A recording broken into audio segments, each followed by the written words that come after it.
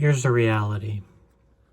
The most underrated cars on the planet are probably the best ones.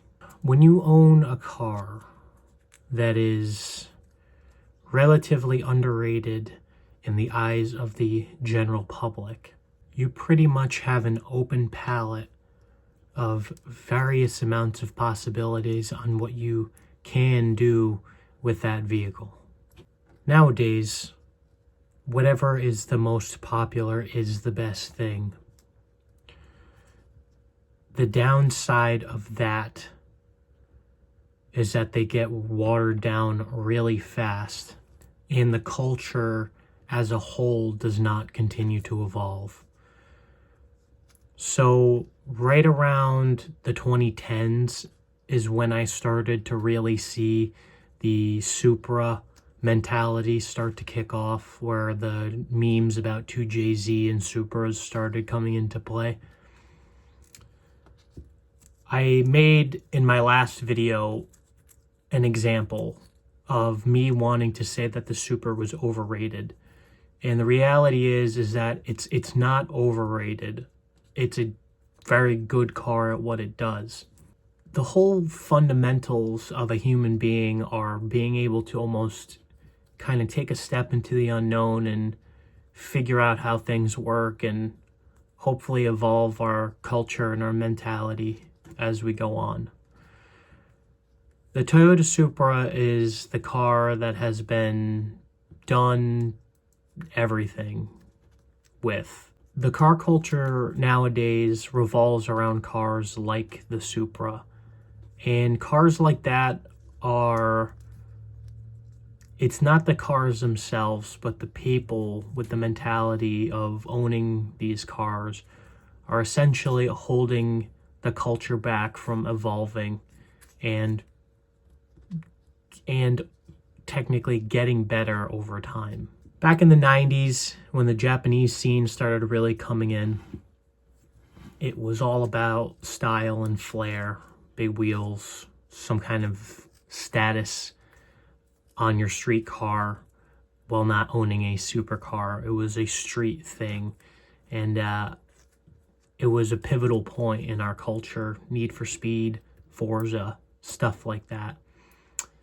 It all started coming into play. Then around the later 2000s, around 2010, the culture kind of shifted, and it did it in a very tasteful way.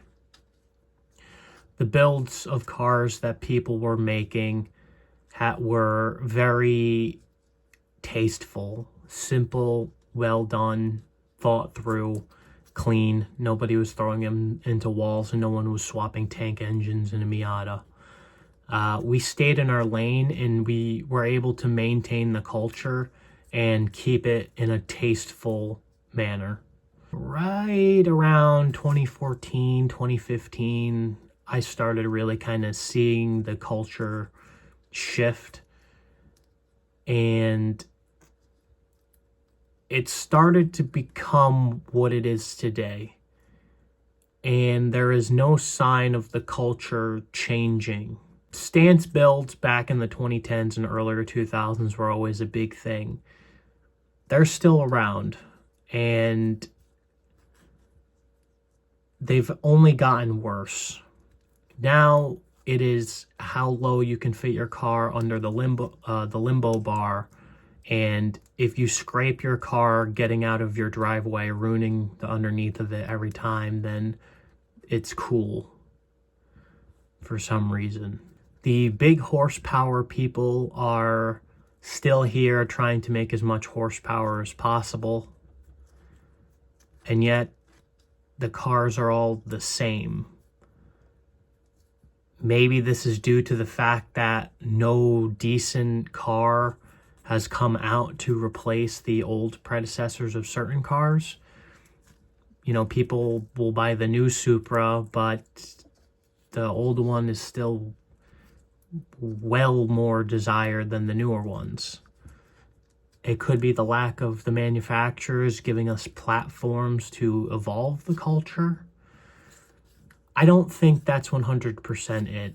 I think if there's a need for the culture to evolve, it should have happened by now, and a mass majority of people should have figured out a way to kind of stream the culture in a different direction.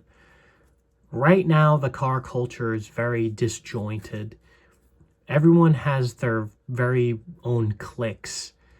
The street takeover people are, I would not consider a part of the culture, but society will lump them together in the car culture.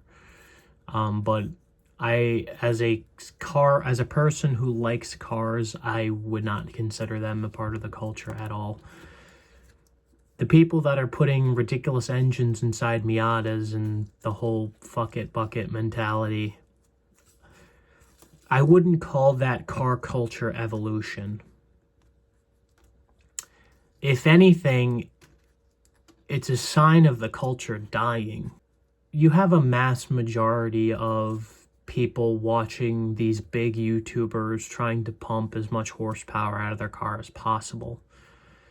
Back when we were trying to figure out what those limits were, it was an interesting road to go down as the culture kind of was evolving, because we wanted to see what those limits are. And now that those limits have been reached almost, the culture as a whole has almost become creatively bankrupt. I don't see much passion behind a majority of people's cars. It almost doesn't exist at all. If you go on any social media platform and look at any one of someone's builds, you'll see somebody with an R34 GTR, or someone did a rear-wheel drive swapped Evo drift car or something, anything. And the mentality that has been adopted is bigger, louder, faster. It's like the fucking I think it was Kanye West. I don't even remember, but I think it's like fucking the Kanye West song. It's like literally fucking identical, where it's, bigger, louder, faster, more stronger, handles mediocrely equals better build. And it is just almost prying at strings for creativity, but only attracting the entirety of this mass majority of social media car people, where they're like, wow, that's awesome and that's so cool. Whereas I will look at something like that and I'll think it's pretty mediocre. People will buy a R32 because it's an R32. We're going to come all over it. And they're going to paint it in the most exotic Ferrari color. Then they're going to put the most exotic wheels on it. Then they're going to put the most exotic engine build type in it, because the RB is not going to be enough. We're going to put the most exotic everything on it. And yet we threw all of our money at making this exotic thing, and yet it feels so disjointed. Just because it has all these exotic and expensive pieces on it doesn't mean that the car comes together as a whole. You can throw the most expensive wheels, have the most expensive color, and then we'll say that looks sexy. And in my eyes, it's like, it doesn't look tasteful and it looks very mediocre.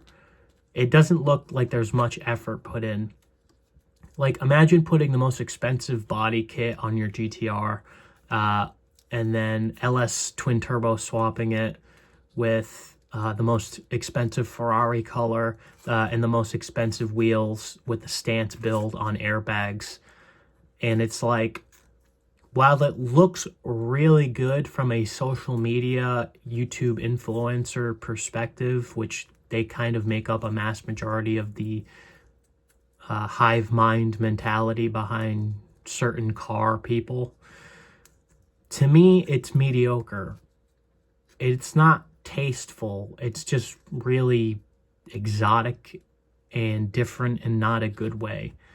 Like, for this to be almost the evolution of the car culture as a whole is just kind of ridiculous. Just throwing your money at something to create a product and not having any taste or flavor and just doing things for the sake of internet clout or for the next eye-popping thumbnail is not the evolution of what the car culture should be as a whole. Underrated cars are probably the most... Underrated cars are the best cars, because it takes a special individual to really think outside the box and act creatively. Having a lack of funds and a lack of money isn't always the best thing, but when it comes to creativity, it really takes a special mind to try and figure out certain things to get a desired result. So you almost look at it and go, huh, that's interesting. I like that a lot. I really appreciate the build. And you can see that it has some flavor in there. And it's never perfect, but it's because it's not perfect is what makes the car perfect. The ultimate need to advance the thought process on a car is due to the fact that we see that there is something that is imperfect in it. And it is always going to be our goal to try and make something close to being perfect and enjoying it for what it is. And the reason why we do that is so we leave the platform open for new and creative ideas to evolve the formula. In my opinion, when you buy a Miata, a lot of what we need to learn as a society for the Miatas as a car culture, as a culture, has already been learned. So to say that the Miata is... I use Miatas in... I use these cars as examples because to me they're the ultimate examples of certain abstract or simplistic mentalities. So the Miata, when it started, was obviously this underdog, underrated car. And then it kind of worked up from there through the years and started to get better. And then it hit its golden age. And instead of improving on the mentality of the Miata, we hit a wall. And we didn't choose to evolve from it.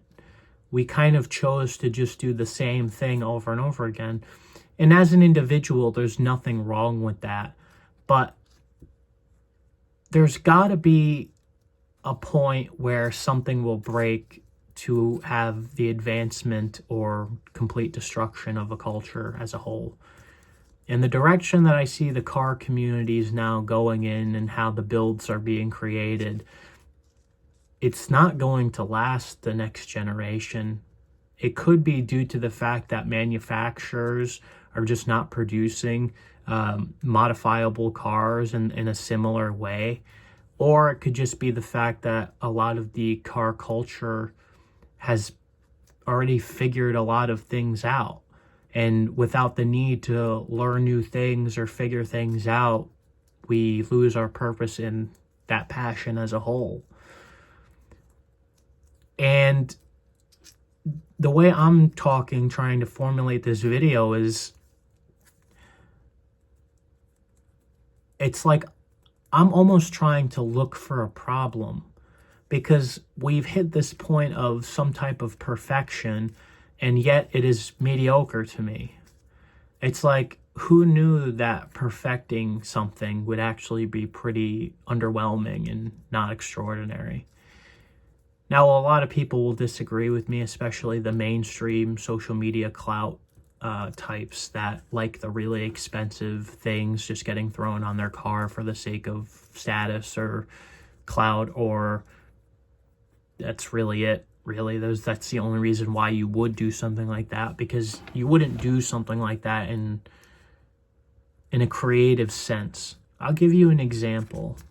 I have a 2005 Scion TC.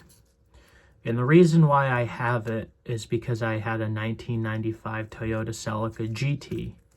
The Celica platform to me is a very underrated car.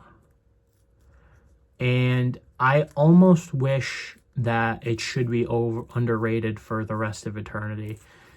It's getting a little scary right now because I think people are starting to see how decent the cars actually are, and the prices of them are starting to go up, whether that's market inflation in general or that's just a niche where people are starting to see that the car is flourishing. I don't know. But I really hope that the culture around that car doesn't change, because then it will become this hive mind of brainless people where they don't know or appreciate or understand the car that they're driving. Whenever I see a Celica owner, they have a different viewpoint on the car culture as a whole, and it is ironic that I also follow this pattern due to the fact that I am owning a Celica, which is ironic but not ironic. It actually makes perfect sense, logical sense. But the conversation that is had from someone who will drive a Celica in a, like, you can kind of already guess someone's personality if you drive a Celica or a Corolla or something like that. You kind of have a gist, or like an older MR2, because that car kind of explains their personality as a whole and what direction they're kind of going in as a people, as a person. So I have a 2005 Scion TC because right now my Celica is in a storage unit, all busted up, and it needs to be gone through. And I bought the Scion as a kind of track / grocery getter, practice car, to where I could still take it to the track and drive it around where I need to. I'm putting Scion FRS seats in it currently right now, so I haven't driven it in a while because it's really cold outside, and it's not fun to work on your car in the cold. And I bought that car as almost like a continuation. And in my eyes, I'm just like, these cars are so cheap. The specifications on them are pretty good. How come the market hasn't gone up for them yet? And it's funny because the car is almost an empty slate. Yes, there are a decent amount of people that modify them, but not enough to sway any type of market in a great direction. So I feel like I have an open palette here. I can do kind of whatever I want.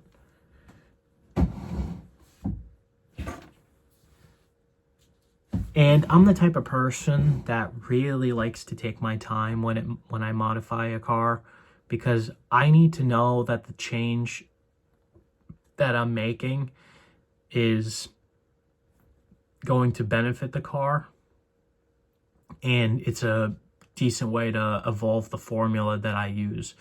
The negative effects of that are it takes a ridiculously long time for me to come out with said thing that I would like to show.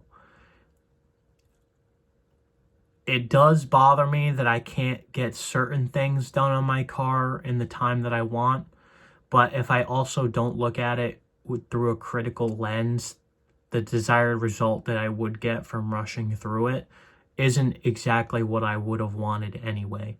So I'd rather justify it through taking my time to do things tastefully and do it the right way, or at least somewhat the right way, to where I feel confident enough that that's what I wanted, or close to what I wanted, instead of just pumping something out very mediocre in doing that. I was looking for a car that was in between specification wise a Celica GTS or a Celica GT, and it kind of fell right between the middle, horsepower wise, gear ratio wise, tire size wise, track width wise. So the car is good, and it has an open canvas for what the possibilities are, and they are not infinite, but it's like a dish at a restaurant that you never had before, but it just has a good flavor and you end up liking it even though it's not your thing. So it's good. And there's a ton of cars out there. I guess I already got a phone call. There's a ton of cars out there on Facebook Marketplace or pretty much anywhere. I don't even think Craigslist is still alive. It might be, but I don't know. There are a ton of cars out there that are desperately craving for people's attention. And they are ridiculously cheap. Like, I think I saw a 1966, I think it was a 66 Barracuda or something like that. And it was a slant six car. And the guy wanted like $3,000 for it. It ran and drove, and it just needed paint. And I'm like, man, I wish I had the space. There are like so many cars out there and so many creative ideas that I have that I would like to show on a car and really just be able to exercise that creative ability to maybe evolve the mentality we have about building cars as a whole. I think there are people that do think that way like me, but I do think a mass majority of the car people aren't actually car people. I think a lot of them just have good cars and they seem to follow around the highest social media-esque type who can say that they just spent $6,000 on one set of tires for their $200,000 car build or something like that. And the problem is that hundreds and thousands of people are looking at this and thinking that this is the culture, this is the way we need to do things. And it's really not. And what's happening right now is just the downfall of the culture as a whole. We've solved every problem, we've come up with every part, and we look to see what, we're trying to find something different. And something that I always thought was interesting was back when I was younger, when I was more of a kid than I am now, I used to watch a lot of Roadkill with David Freiberger and Mike Finnegan. I was always in a more like A-body Mopar guy growing up as a child because my dad had a 1971 Dodge Dart, and that's kind of what got me into liking cars in the first place. So I'm one of those slant six nerds who likes A-body Mopars. That's kind of me. I like any Mopar, mostly A-bodies though. And I remember growing up and watching it and going, oh, this is like really cool. They kind of just do some weird fucked up shit. And they try and just figure it out and make it work. Now, I think a lot of the mentality that people got from that is the culture got split into two and saw that they did all the fucked up shit that barely worked, and they wanted to do that in their line. And then other people were just watching it as forms of entertainment going, wow, these guys are dumb. And I think I was watching it on more of those guys' side. And it's like, these guys are doing the complete wrong thing and they know it. And I think half the culture that grew up went off and said, fuck it, we're just going to throw our cars in our walls like David Freiberg and Mike Finnegan. And then it kind of evolved the culture and they became the over-amounting majority of people in the culture today. But then if you look to see any of these people and where they are now, I watched a little bit of David Freiberger on how he evolved as a person. And it's funny because he kind of came full circle back to where he started, doing things in his garage with his best buddy, just having some ideas and creating some pretty interesting cars. Some of the episodes of, they do a new show, were doing a new show called Hot Rod Garage. And it did get a bit boring because they were essentially just bringing cars back to life and then didn't really do anything else afterwards. It was more therapeutic and relaxing to watch rather than something creative to watch. But that is half the fun, trying to bring a car back to life. But then it kind of hits a point where it's like, well, how do we evolve that formula now? The car is back to life. How can we bring this car to the next level without it just being stupid? And I'll give you a great example of that. Back in the day, they had a car named the General Mayhem, which is their 68 Charger with the 440 motorhome engine. And they had a ton of fun bringing it to a Dirtfish rally school. They were swinging it around like they were from the Dukes of Hazzard. And then, due to popular demand or just for the sake of getting intertwined with Hollywood with the douchebag Richard Rawlings, they had a Hellcat engine swapped in it and fully converted the car to being electronic. After a while, it got kind of boring for them, and I could see that on screen because it almost sucked the roots out of the car.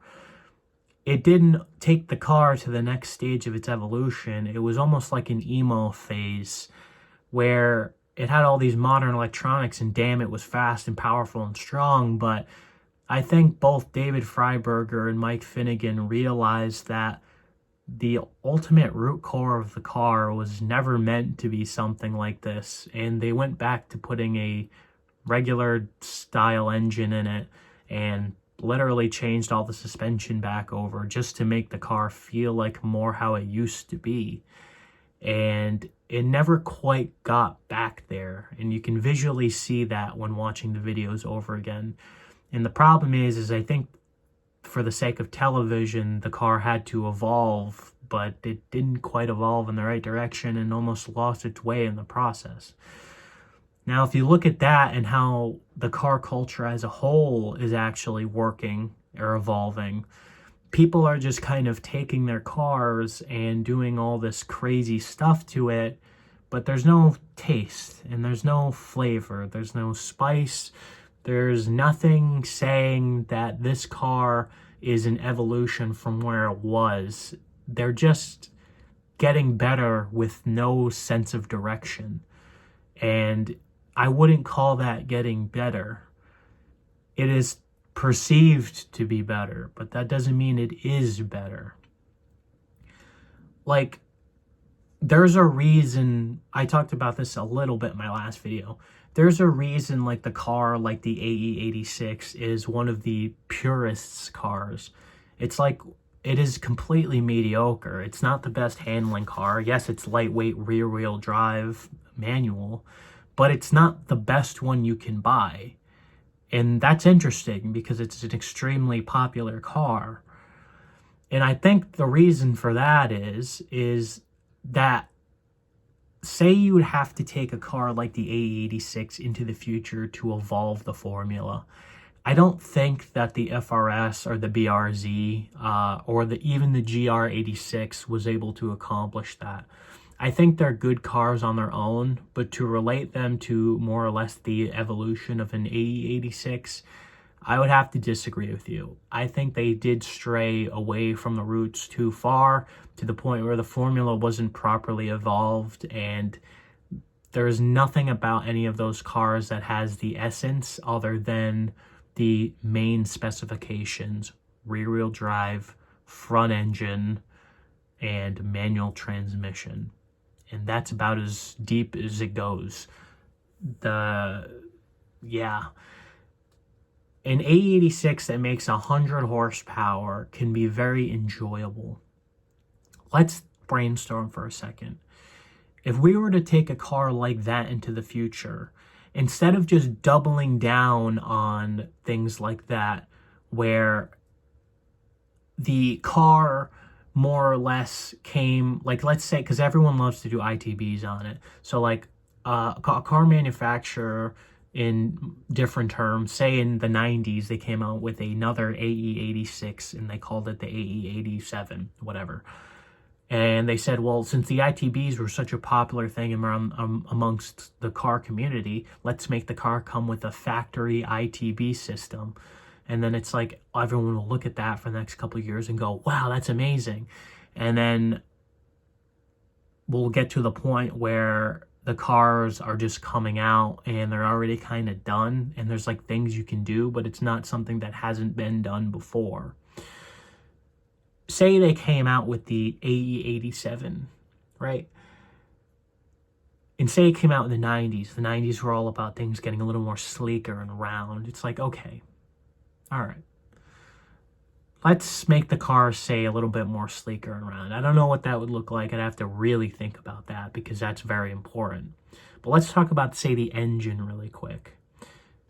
Instead of a 4AG, let's kind of keep the roots of what keeps a 4AG the 4AG, but let's evolve that formula. It has to be somewhat high revving, but it can't be too high revving to the point where you don't recognize it as a Toyota motor. But it can't be making so much horsepower either that it's not even close to the original predecessor. Just give it a little more. Let it kind of be a similar car and make the car still be able to be a platform for the people. Don't put factory ITBs on it or a special exhaust system that's very free-flowing from the factory. And I'm not saying put mediocre parts on there either, but let people have their platform for their creative vision. And maybe, just maybe, instead of making it 100 horsepower, give it 135, 140 wheel horsepower. Change up some of the internals, maybe change some of the intake styling, and then go from there. Because what'll happen is that the people who have the older AE86s will look at it and go, all right, well now let's figure this out, kind of like Lego wise, and be like, now the AE87 intake manifold fits on the older model 4AG, and it's like, okay, oh, that's interesting. And then, all right, let's throw that on a dyno, and let's figure out, oh, that's interesting. Oh, it fixed that torque dip. Oh, that's okay. That's cool. Well, let's change the timing a little bit. Let's play around. Let's have some freedom of creativity here. And it's like, for the sake of, let's take the muffler off of that and let's put it on my 85 Corolla. And it's like, oh, that might work. It made horsepower kind of a little flat there and picked up there. Okay, that's interesting. That's good to know information. And then it kind of gets the ball rolling and it tweaks it and it's evolving the formula very tastefully, because it's like, okay, now we're getting somewhere. We're thinking creatively. We're trying to see what goes where and which square hole fits in the triangle hole. And we're trying to see kind of how everything works out. And what's happening now is, from the manufacturing side, I guess you could say, I know I'm kind of jumping around a little bit because that's just how I am, is that platform isn't gone and the goalposts are moving. So you could say that has something to do with maybe not being able to evolve the culture as a whole. But you think that the culture as a whole would have enough self-awareness to backtrack a little bit and maybe give some love to other things to try and figure that out, or maybe it's because we've already figured out what the best things are, so anything we look at underneath that is mediocre. It's like, all right, well, we have the Supra, so why would we waste our time trying to figure out things on a Scion TC? And it's like, that's a valid point. It's not that the car is bad as a whole, but it's like, if we already figured out what the best things are, then why would we need to backtrack to get a car that's never going to be at that limit of the future? And it makes sense. I completely see that. But it's like begs into question. It's like, do you want to still be with this mediocre mentality of lack of creativity? I have an idea. Let's take some different platforms and let's do something different with them. Like, let's have, like, instead of just using Supras as drag cars, like, the culture almost needs to change where it's like, let's class these cars differently. And it's like, you can have your open track days and do what you want. Like, when I go to the racetrack, the idea is that you want to go as fast as possible. So it's not unheard of to think that there's a reason why everyone's bringing BMWs, Type Rs, newer Type Rs, GTIs, Mini Coopers, anything German, and modern high-performance Japanese cars. It's not unheard of. It makes complete sense. That's the car you're technically supposed to drive when you're at the racetrack. But I don't think that people are actually driving. When I was in my Celica, I was completely smoking a person in a 2019 Civic Type R. And it's definitely because of driver mod, because I was really pushing the car and he thought he was pushing the car. But the problem is that the threshold for pushing a modern car just doesn't give you that same driver feedback or sensation. And it's just interesting to me because you would think that being out there on the racetrack, at least in my opinion, would almost be a way to showcase you and your car as a whole. And the problem I have with that is that cars are being treated more like tools than they are the creative aspect of cars. It's like, yes, you want to go fast, you get the fast car. It's like, why add any other steps to that formula? And it's like, well, because somewhere along the way, I think people should realize that going fast in a fast car shouldn't mean what it's supposed to mean. Going fast in a slower car, I feel holds more weight. And it's interesting to me when I see people at the track I saw a guy at the track and he had a 2013 GT86 and it had the aero kit and the good tires and whatever. And then it started to kind of drizzle outside. And he said, I'm just going to call for the day. I'm not going to hit my fastest lap, so it's not worth it. It's like, isn't the whole point of trying to drive as fast as you can,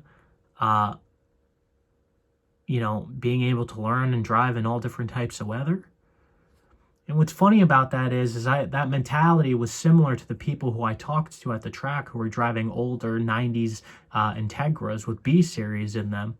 And they thought the same way I did. So it's interesting how that mentality carries over. As soon as the rain or a drizzle hit the surface, more than half the people decided to leave. And it's like, I don't understand.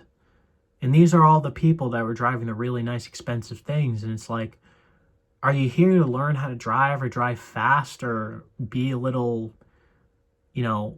what's the word? I don't even know. What's the word for that be? I was going to say ambidextrous, but that's not it. Just a little different with your way of thinking where, if you're driving on a racetrack and it starts to kind of drizzle out and it's like, yeah, maybe you're worried you don't want to crash your brand new car, but it's like, you're on the racetrack anyway. I don't know. I feel like the only reason why you should be there is to just try and get as much seat time as possible. Maybe they just have that much money to where it doesn't matter to them and they'll go to the next one anyway. But if that's the case, then I don't understand. I don't understand where everybody else is. It's interesting to me because I think I do see an issue where a lot of the tracks in my area are really expensive to get into, so it really pushes off anyone that thinks like me to go attend certain track days because of how expensive it actually is. I would love to see someone in their EF Civic piece of shit take it on the track after they just installed some random suspension on it and just see what they can do, because it just teaches you something. But I think it's just so expensive to get in that maybe it's not worth it and it's pushing those people away. But then again, it's like, well, if they really wanted to show off, or not even just show off, just to see what they're capable of, it's like, shouldn't they at least try once? I haven't seen any of these people. I don't know where they are. I'm in my Scion parked off all the way in the back corner because everybody else is kind of in their own clique. And it's kind of weird to me. It's almost like, why are we here? Like, we're here to drive, but at the same time, Nobody is. So what are we actually doing? I really would wish that people would bring more of their underrated cars out on the track just to have fun and not be worried about setting the fastest lap time, because setting the fastest lap time has little to nothing to do with how to be the best driver. Learning how to drive in something that is completely mediocre and terrible as a whole is way more important than trying to shoot for the best lap every single time. Consistency is way more important. In my I'll give you an example. In my last track day in my Scion, I wasn't able to get under the 130 mark. I think I was only able to do a 131, and I know why. The car, it could either be the certain lines that I'm taking, and I'm still experimenting here and there, but I was able to try and be consistent as possible. I was able to keep each of my times on good laps, clean laps, within 0.2 of each other. 0.2. That's an extremely narrow margin, especially for error. I was really trying to give the car all it had, but I was trying to give the ar all it had within a level of consistency. I would only change up my line very, very, very small amounts, unnoticeable to the human eye probably. But I felt the difference. And I was able to keep my time margin within 0.2 of each other on every single lap. And I was able to see where I was picking up time and where I was losing time. And it was able to teach me how I should drive and take the track. And it just gave me a better feeling as a driver. A lot of other people, I see some of their race chrono lap times. There was one person specifically driving a BMW. And his times were all over the place. And he did a way faster time than me. He did like a 129. And that's not that fast, especially for that car, because his optimal lap said a 124. So if you're telling me that his optimal lap is saying a 124 and he's at a 129 and his consistency is all over the place, it's like you got a long way to go. Like if you can do consistent 124s in your car on that track, then you're booking it, man. But the fact that you have a margin of over 6 seconds just completely shows a lack of consistency, and it's not teaching you how to be a better driver at all. It's just teaching you to shoot for the fastest lap every single time.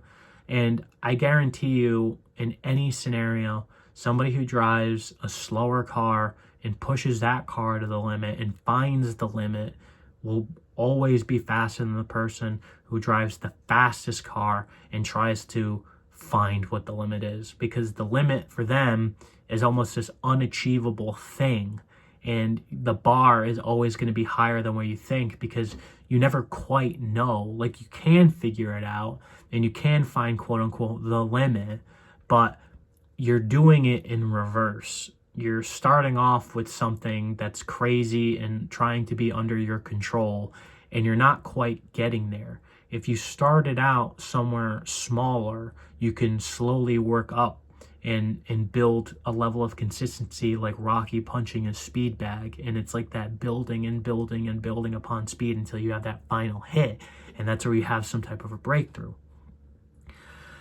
And the mentality of that's carried on through the car culture as a whole, of just having the best of everything and having all the equations and the problems solved, makes for a lackluster future for the culture as a whole. It just waters it down, and if there's no need to solve any type of problems, no one's bothering to solve any other type of problems on anything other than what's the most popular and mainstream, and then the culture will just be lost as a whole, and it will be completely forgotten about. Unfortunately, I don't see this changing for a mass majority of people. I honestly, it's unfortunate, but just the way that the world is right now and how people are just so disjointed from each other, and it's not like it used to be when I was a kid, where people are just full of like envy and jealousy and clout chasing and all these negative things. It really just is scary, because I don't think it's ever going to go away, because there's always going to be groups of people that love certain things and appreciate certain things in masses, but they're always going to be the silent. I don't know if they'll be the silent minority or majority, because they're silent either way. And if they're not making themselves heard in some way a little bit, even me trying to make this YouTube video, then they'll never truly just be anything. Because it seems like the mass majority of people who do things for the internet clout and social media are the ones that are controlling the direction that certain markets or cultures take. And I think that that's a lie. I think social media is lying to us. And I think social media, even though a mass majority of people float towards these ideas of clout and grandeur and building these exotic cars, I don't think that that's the direction that the culture needs to take as a whole, because it's ultimately just going to lead to the end and destruction of the culture as a whole. And that's not good. I think that there should be more opportunities for,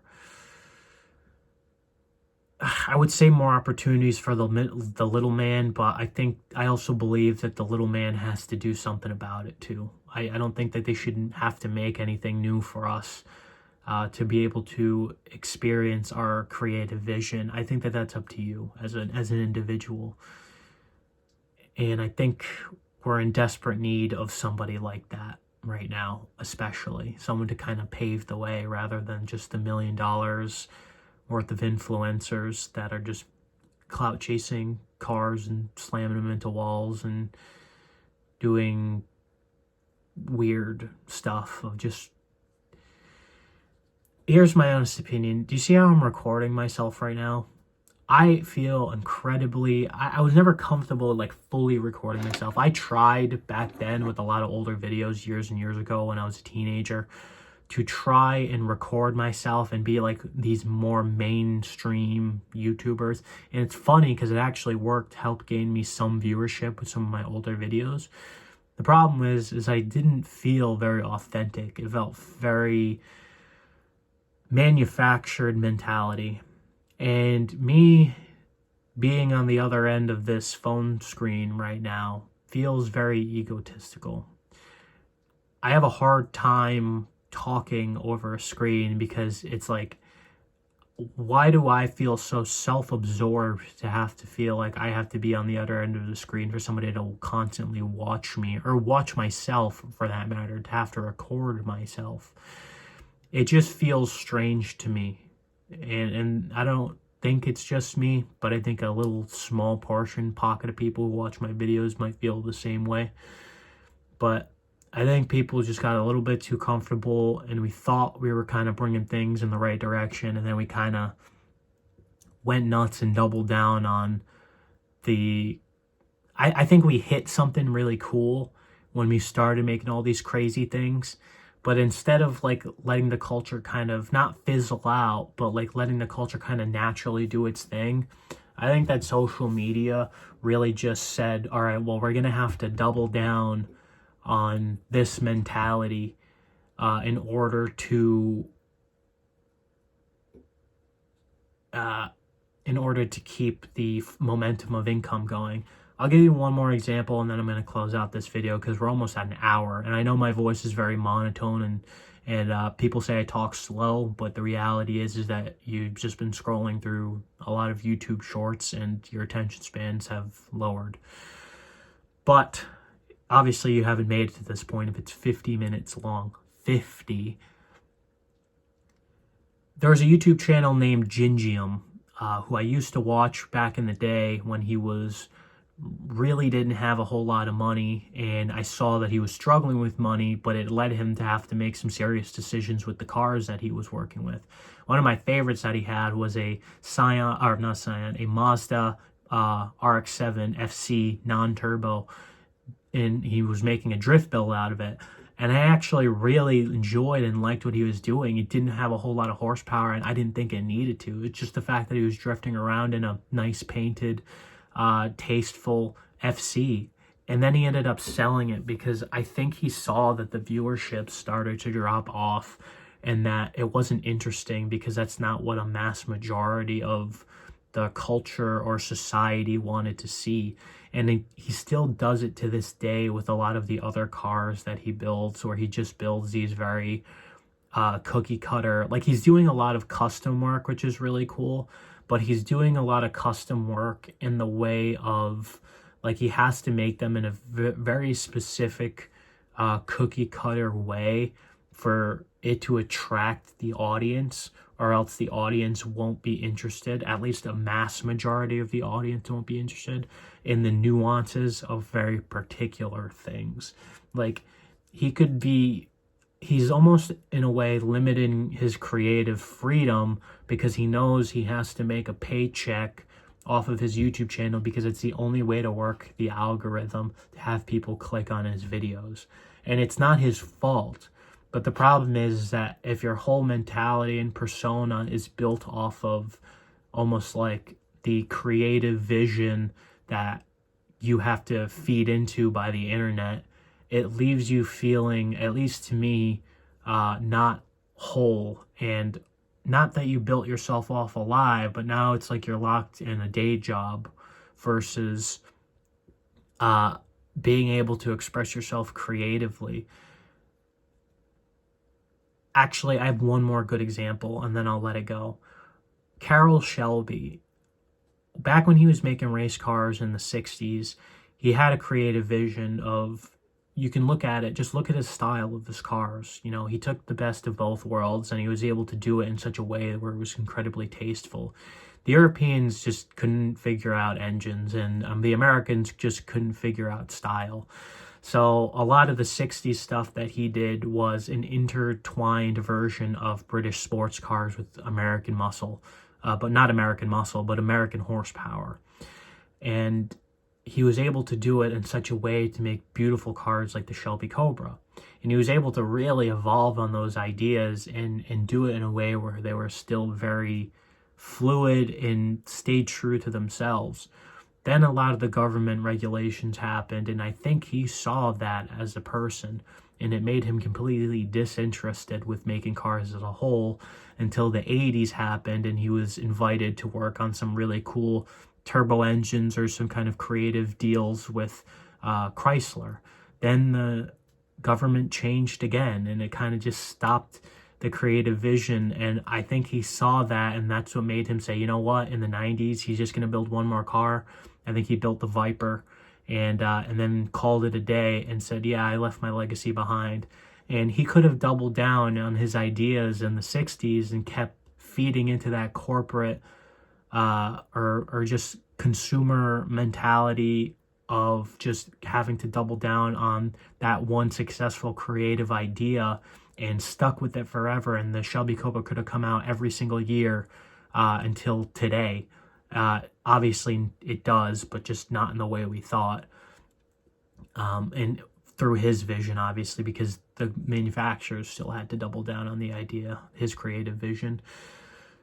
But it was done in a way where it's like you did what you needed to do, and you left it alone. Instead of doubling down on that one creative successful idea, it's like you used it, but you needed to create something different. You couldn't fathom doing the same thing over and over again multiple times.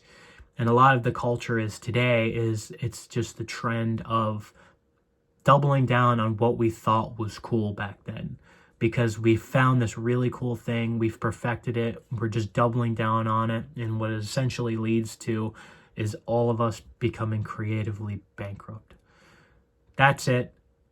Long video, one of the longest ones I ever did, but it's a topic that I could talk about for hours, especially if I was talking to another person about it. But that's it. If you stayed up until this point, holy crap, thank you for watching. See you later.